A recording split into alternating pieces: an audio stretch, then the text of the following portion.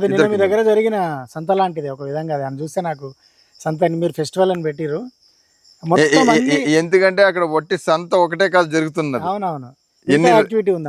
ఎన్ని రకాలు జరుగుతున్నాయి అవన్నీ కలిపి ఒక ఫెస్టివల్ అని, ఒక పండగ. సో ఇక్కడికి వచ్చిన వాళ్ళకి చాలా బిజినెస్ కూడా అయింది. అవును, ఎవరి దగ్గర లేని వేరే వాళ్ళు కొనుక్కున్నారు, బయట నుంచి వచ్చిన విజిటర్స్ కొనుక్కొని పోయారు. అవును. సో ఇవి ఫ్రీక్వెంట్ గా మీరు నిర్వహిస్తారా ఎట్లా? ఇప్పుడు ఇక్కడే ఇప్పుడు చూడండి, సిటీ నుంచి 20 కిలోమీటర్ల దూరంలో మనం ఉన్నాం. అవును, మన వ్యవసాయ క్షేత్రంలో 6 నెలలకి ఒకసారి చేస్తున్నాం ఇలాంటి. ఓకే, ఇప్పుడు జరిగింది ఈ మే చివరిలో జరిగిన దాన్ని నేచర్ ఫెస్టివల్ అని పేరు పెట్టి ఇక్కడ చేస్తున్నాం. లేదా అసిరోత్సవం అని ఇక్కడ అంటున్నాం. ఈ పేరు ప్రకృతి ఉత్సవం ఆ పేరుతో ఇక్కడ జరుపుతున్నాం. నెక్స్ట్ డిసెంబర్ చివరిలో జరుపుతాం అక్కడ కందమూల ఉత్సవం, కందమూల లేదా బ్యాక్ టు రూట్స్ ఫెస్టివల్ అని ఇంగ్లీష్ లో ఈ పేరుతో అప్పుడు చేస్తున్నాం. డిసెంబర్ ఆఖరిలో ఉంటుంది. మే ఆఖరి డిసెంబర్ ఆఖరిలో యూజువల్ గా జరుగుతూ ఉంటాయి. ఈ కాకుండా ఇప్పుడు మన పాత విత్తనాల రకాలని వాటిని కన్జర్వేషన్ చేయడానికి దృష్టిలో పెట్టుకుని హెరిటేజ్ సీడ్ ఫెస్టివల్, పారంపరిక బీజోత్సవం అని చేస్తున్నాం. అది ఇంకా నేషనల్ లెవెల్ ఈవెంట్. ఎందుకంటే అటువంటి సీడ్స్ సేవ్ చేసేవాళ్ళు నేషనల్ లెవెల్ నుంచి వస్తున్నారు. అన్ని రాజ్యాలు వేరే వేరే దూరం నుంచి కూడా వస్తున్నారు మన దగ్గరికి. ఇక్కడ కర్ణాటకలో ఉండేవాళ్ళు వస్తారు. ఇంకా బయట అంటే హర్యానా దాకా వేరే వేరే రాజ్యాల నుంచి వస్తున్నారు. సీడ్ ఫెస్టివల్ అది ఒకటి అక్కడ. అది ఇప్పుడు 3వ సంవత్సరం అయింది.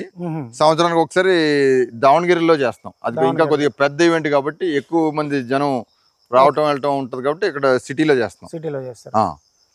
ఈ 3 రకాలు ప్రతి సంవత్సరం జరుగుతున్నాయి. ఈ కాకుండా ఇంకా వేరే వేరే మోడల్స్ పద్ధతిలో జరుగుతున్నాయి.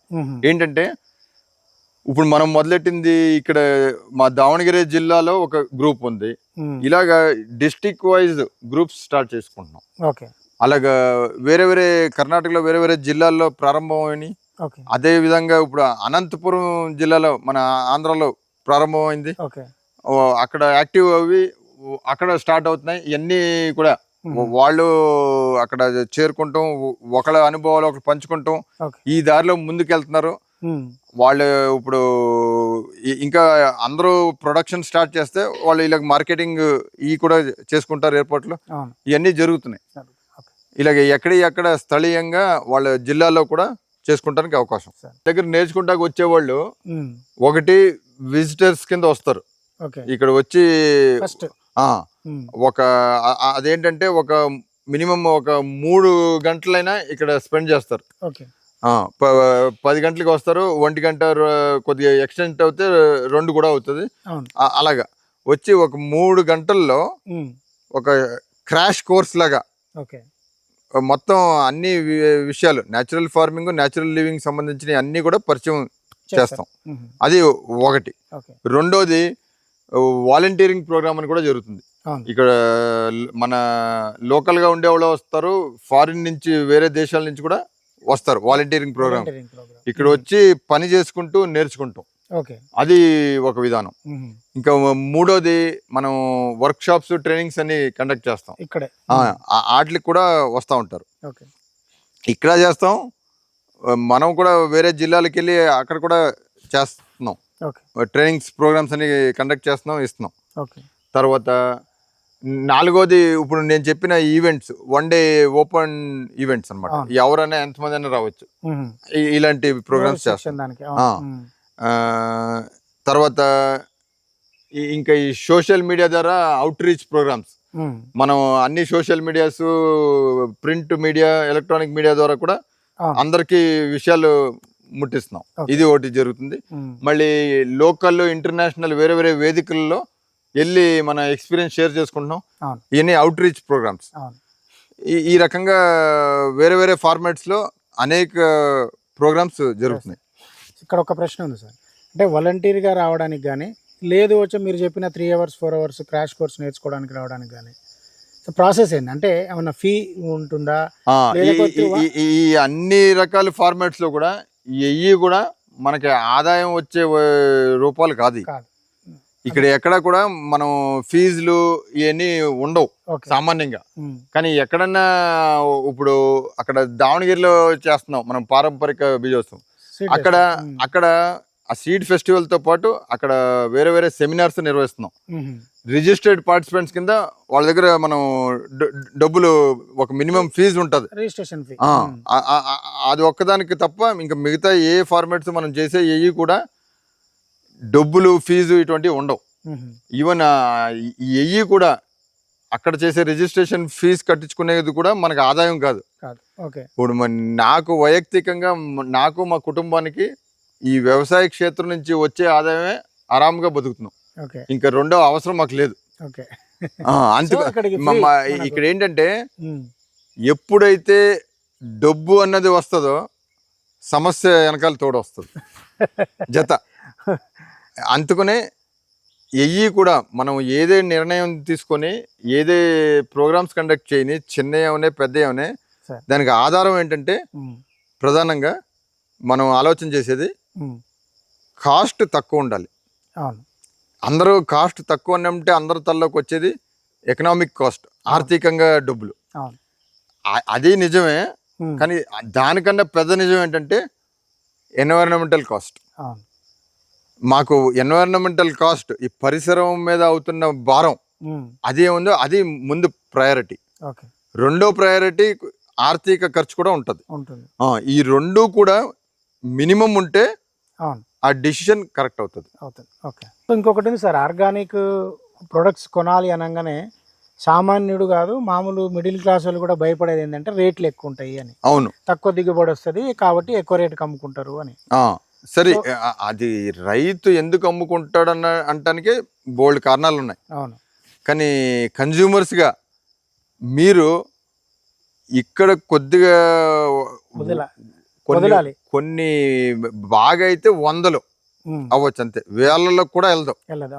ఇది ఎక్కువ పెట్టడం అన్నది.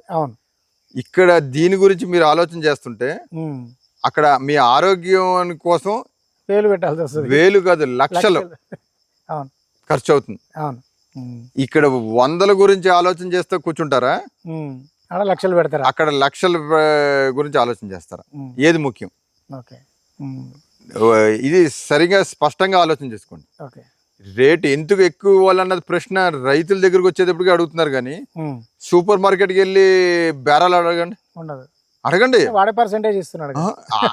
అక్కడ ₹1 తగ్గించమని అడగండి, బేరం ఆడండి. అక్కడ కంపెనీలకి అయితే అడగడానికి నోరు రాదు, లాభాలు బిల్డింగ్లు కట్టుకుంటూ వెళ్ళేది వాళ్ళు. ఈ రైతు ఏమన్నా మీ దగ్గర 100 ఎక్కువ తీసుకుని ఓ బిల్డింగ్ల మీద బిల్డింగ్లు కట్టుకుంటా ఓ పెద్ద ఆర్థికంగా పెద్ద సౌకర్యం అవుతున్నాడా? ఏం లేదు. మరి ఎక్కడ ఆలోచన చేయాలి, ఎక్కడ పోగొట్టుకుంటున్నారో ఏమవుతుంది మొత్తం ప్రాసెస్. ఇది కన్జ్యూమర్ గా ప్రతి ఒక్కళ్ళు ఆలోచన చేసుకోవాలి ముందు.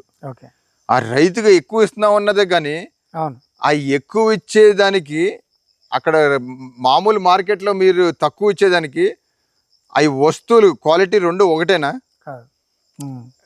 మీరు ఆరోగ్యం గురించి కూడా తర్వాత తీయని మామిడి పండు వెళ్ళి మార్కెట్లో కొనుక్కోరండి. ఇప్పుడు జనరేషన్కి అది కూడా తెలీదు. మామిడి పండు అంటే పులుపు అనుకుంటున్నారు పాపం, ఎందుకంటే వాళ్ళు తినలేదు, ఎప్పుడు తీపి మామిడే తినలేదు. అరటి పండు తీగా ఉండేది తిన్నారా? ఈ జనరేషన్ వాళ్ళకి ఇప్పుడు తెలీదు, అది ఒగరగా సప్పగా ఉంటదని అనుకుంటున్నారు. ఎందుకంటే సరిగా ముగ్గిన ఒరిజినల్ టేస్ట్ వాళ్ళు జీవితంలో చూడలేదు. దానికి ముందు ఇక్కడ డబ్బులు ఎక్కువ ఇవ్వడానికి వెనకడుగు ఏంటి? అదే, ఎందుకంటే అది బాగా ఉంది పబ్లిక్ లో. అదే కాస్ట్ ఎక్కువే ఉండే. నేను కాస్ట్ ఎక్కువ అన్నది తప్పుగా ఎందుకు అనుకుంటున్నారు? సరైన ఆహారం తిన యోగ్యత మీకు లేదా? ఒక మనిషిగా బతుకుతున్నామంటే నిజమైన ఆహారం రుచి అయింది తినే యోగ్యత మీకు లేదా? దేనికోసం డబ్బులు సంపాదిస్తున్నారు? జీవితం దేనికోసం? ఈ బేసిక్ గా ఇది కూడా లేకపోతే ఇంకా ఏం చేస్తారు ఆ డబ్బులతో? అదే అయితే ఇంకొకటి ఉంది సార్, అంటే నిజంగా అమ్ముతుంది ఆర్గానిక్ ఏనా, నిజంగానే ఇది విషరహిత అంటే రసాయన రహిత విషరహిత పండించిన పంటేనా అన్న డౌట్లు కూడా ఉన్నాయి. ఎందుకంటే ఆర్గానిక్ పేరు మీద జరుగుతున్న మోసం కూడా మీరు అవును. గమనించాలి. ఈ మోసం అన్నది అన్ని రంగాల్లో ఉన్నది. అవును ఇది కూడా మనిషి ఉండేది రంగమే కదా. అవును మనిషి ఎక్కడ ఉన్నాడో అక్కడ మోసం ఉండే ఉన్నది వెనకాల. అవును ఇప్పుడు అవతల వ్యక్తి మోసం చేస్తున్నాడా ఏం చేస్తున్నాడా అనేది అతని రైతుల మీద మాట్లాడుకునే కన్నా ఓకే ఒక కన్జ్యూమర్ గా మీ ప్రజ్ఞావంతం ఏమైంది మీకు లేదా? మీకు మంచో చెడో చూసేది పోగొట్టుకున్నారా మీరు? ఓకే మీకు అది కావాలి కదా. ముందు గ్రో యువర్ ఓన్ ఫుడ్ అంతే ఫస్ట్ ప్రయారిటీ. అది చేత అవట్లేదా? ఫ్రెండే ఫార్మర్. ఓకే ఒక రైతుతో ఒక ఫ్రెండ్ చేసుకోండి. అంతే. ఫ్రెండ్ అంటే ఊరినే 4 మాటలు మాట్లాడతాం కాదు. కాదు. వెళ్ళి ఆ రైతు వ్యవసాయ క్షేత్రానికి వెళ్ళండి. అవసరం లేని చోట్ల ఖర్చులు చేసి టూర్లని పేరుతో ఎక్కడెక్కడో తిరుగుతారు. ఓకే. ఎన్నో డబ్బులు ఖర్చు చేస్తారు. అవన్నీ చేస్తే మీ ఆరోగ్యం ఇంకా స్ట్రెస్ ఎక్కువ అవుతుంది, ఆరోగ్య సమస్యలు ఎక్కువ అవుతాయి. దానికి బదులుగా ఒక రైతుని ఫ్రెండ్ చేసుకుని వాళ్ళ వ్యవసాయ క్షేత్రానికి వెళ్ళండి. అప్పుడప్పుడు వెళ్ళి సరదాగా కాస్త పని చేసి రండి. ఏం చేస్తున్నాడు, ఎలా చేస్తున్నాడు అన్ని చూడండి. అలాగో చేసుకుంటే అతను ఏం చేస్తున్నాడో, మోసం చేసి మీకు విషం వేసి పండించి అమ్ముతున్నాడా, నిజమైన అమ్ముతున్నాడా తెలుస్తుంది. ఏది సరైన ఆర్గానిక్ ఏది కాదు అని తెలుసుకుంటానికి ఆ రుచే తెలిసిపోతుంది. మీరు మా దగ్గర వచ్చి బియ్యం కొనుక్కుని మీరు వండుకొని తిని చూడండి. ఆ బియ్యంలో ఉన్న రుచి ఏంటో తేడా తెలుస్తుంది. ఒట్టి బియ్యం కాదు, ఒక పండు ఉన్నాయి, ఒక కూరగాయ ఉన్నాయి, ప్రతి ఒక్కటి స్పష్టంగా తేడా తెలుస్తుంది. ఇప్పుడు దాకా మీకు తెలియకపోవచ్చు, ఎందుకంటే అన్ని మార్కెట్ తిన్నారు. ఇక నుంచి కొన్ని రోజులు ఇది తినండి. ఇన్ని రోజులు తిన్నాయి ఎలా ఉన్నాయి రుచి, ఎలా ఉన్నాయి రుచి స్పష్టంగా మీకే తెలిసిపోతుంది. ఆ మొదటిసారి కొనేటప్పుడే అనుమానించే కన్నా మోసపోయినా పర్వాలేదని చెప్పి ధైర్యంగా వెళ్ళి ముందు కొన్ని కొనుక్కొని శాంపుల్స్ అన్ని తీసుకుని వెళ్ళి తినండి. మీరు వండుకొని తింటారో అలాగే తింటారో, అది తిన్నాక మీ అనుభవం అది సరే తప్ప అన్నది చెప్తుంది. అయితే మహారాష్ట్రలో కొంత ఏరియాలలో బేసిక్గా మనకు తెలంగాణకు బార్డర్గా ఉన్న ఏరియాలలో ఎస్ఆర్టీ మెథడ్ అని ఒకటి ఉంది, అంటే సగుణ రీజనరేటివ్ టెక్నిక్. సో మీరు చెప్పిన 0 టిలేజ్ అంటే అందులో ఏం దున్నరు, కానీ రేజ్డ్ బెడ్స్ చేసి దాని మీద సాగు చేస్తారు అన్ని రకాల పంటలు, పత్తి కానీ వరి కానీ మిగతా కూరగాయలు కానీ. సో దున్నాల్సిన అవసరం లేదు అన్న దాంట్లో ఒక పాయింట్ తోటి అక్కడ అది నడుస్తుంది అది. సో మనం దీంట్లో అట్లా రేజ్డ్ బెడ్ మోడల్లో చేయడానికి స్కోప్ ఏం లేదా? అట్లా ఉన్నది.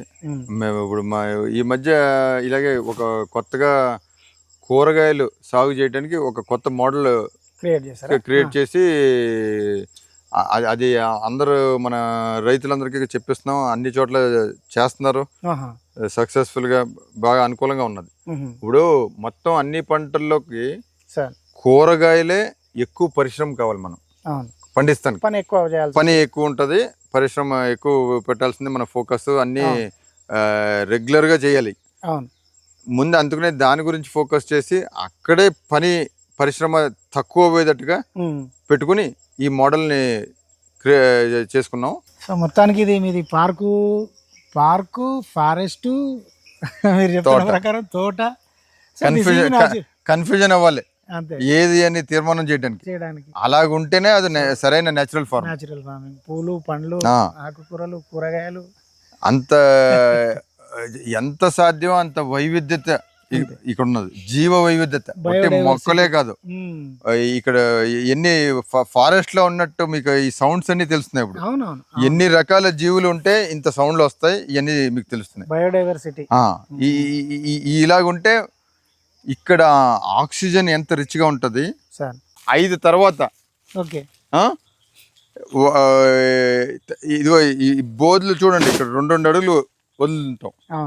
మీరు నీళ్లు ఎక్కువ వర్షం వచ్చినా వెళ్ళిపోవటానికి అదే, మనం తిరగటానికి అదే.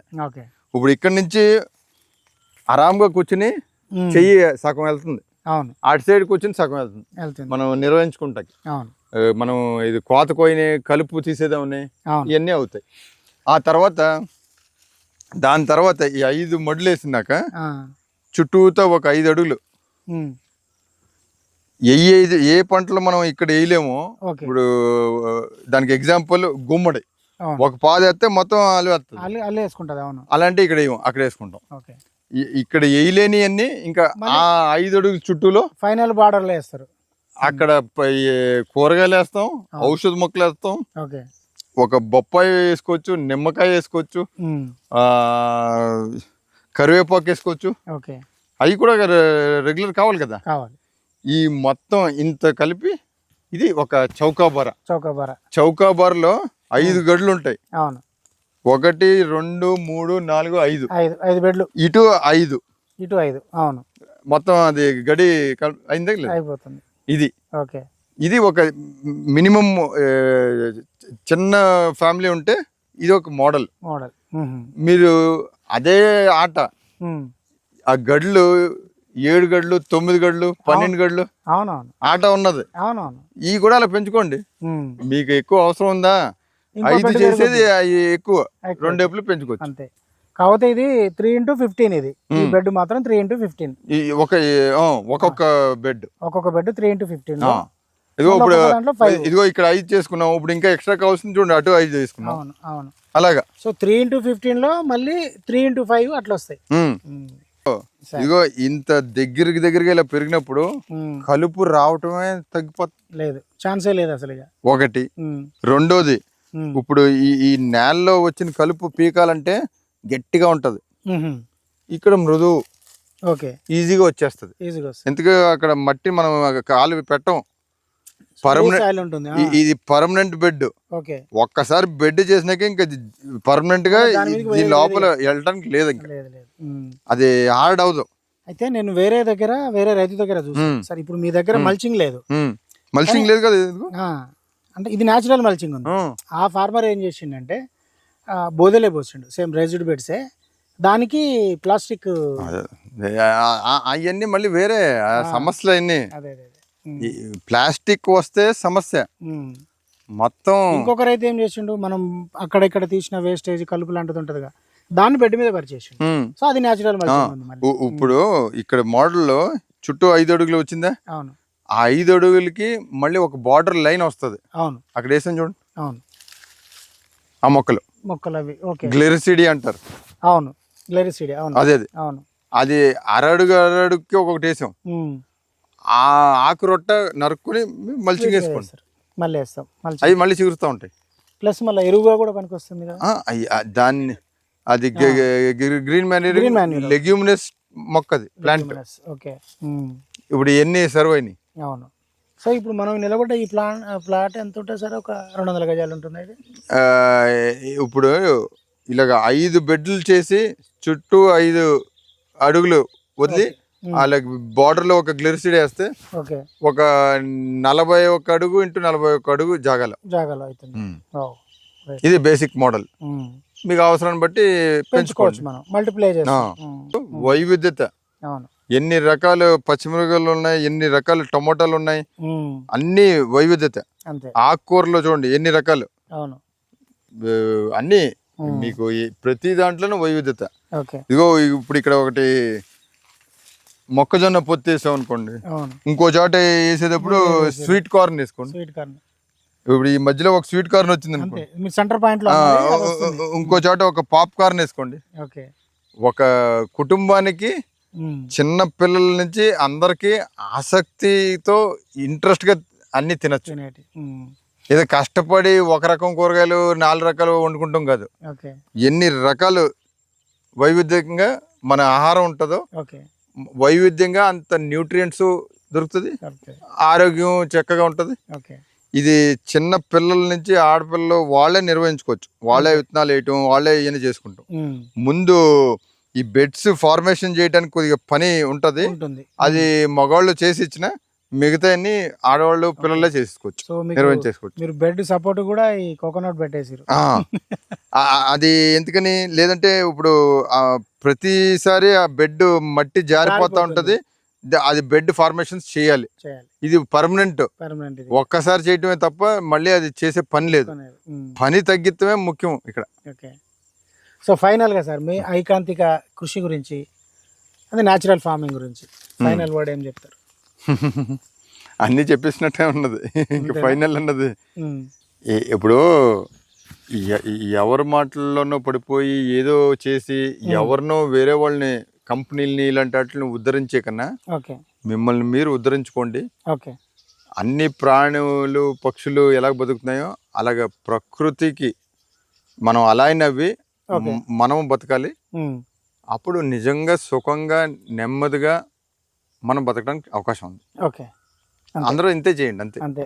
ఇంతకన్నా ఎక్కువ ఏం చేసినా అది వేస్టే. ఓకే ఇప్పుడు మీరు చనిపోయేటప్పుడు మీ డబ్బులు ఆస్తులు ఏం పట్టుకుపోరు. రావు కదా. అవును. పోనీ బతికినన్నాళ్ళు దాన్ని సంపాదనలో మిషన్ కింద మీ జీవితాన్ని చేసుకుని ఎందుకు ఉమ్, చనిపోయినాక కాదు, బతికుండగానే నరకం చేసుకుంటున్నారు. ఉమ్, బతికుండగానే స్వర్గం చేసుకోండి, ఓకే సుఖంగా బతకండి. అంతే. మీరు బతకండి, అందరినీ బతకనివ్వండి. Okay sir, thank you.